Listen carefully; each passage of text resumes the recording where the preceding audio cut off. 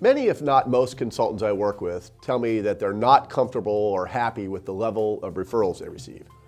When I ask why they don't get more referrals, I often hear similar answers. I don't like putting my producers in that position, or I don't really have a process to help get referrals. Both of those answers actually point to the same thing. I don't really have a process.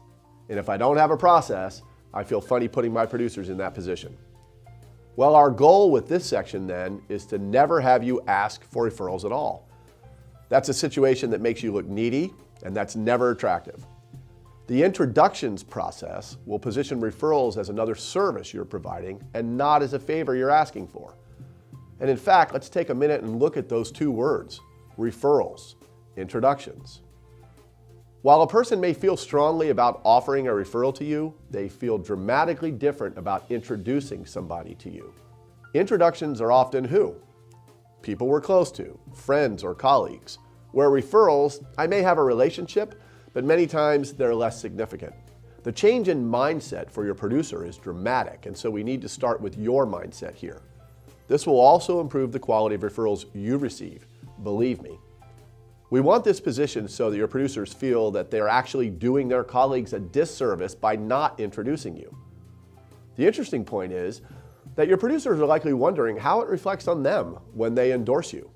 As a consultant, do you project the idea of scarcity and professionalism, or more that of salesmanship, which is common throughout our space and industry?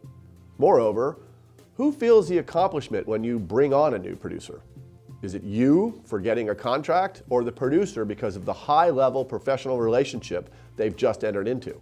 Most producers are certainly more comfortable introducing a friend to a consultant rather than a salesperson because they feel better about the outcome and ultimately how it will reflect on them. Most consultants have a pretty direct agenda the first time they meet or speak with a producer, and that's to close the sale and get a contract. Interestingly, that's exactly what producers expect. How many prospects do you speak with that seem a little less than excited the first time or two that you speak with them? Why is that?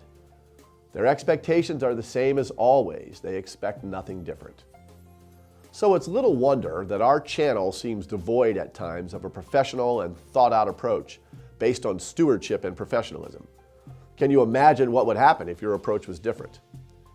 We tell our consultants to use a fit process, and we'll discuss that in Strategy 10. And very often the producers they work with are asking them to contract before the end of the conversation. A simple agenda with consistent and positive scripting is key. Share that script and process with your AAA and advocate producers so they'll know what to expect when they refer colleagues or friends. Think of that. If I know what's going to happen when I refer a colleague, I'm aware of the process, I know the comments and questions that'll come back to me, that's a huge benefit. And that will lead your producers to making more introductions on your behalf. The Be Referable article, it's a great resource for going above and beyond expectations and forms the basis for a script that can be used for a professional and different first conversation. Keep in mind also that this introduction process is applicable in your process to recruit new producers and relationships, as well as for setting the stage for referrals. Other tools will be discussed in the next several strategies.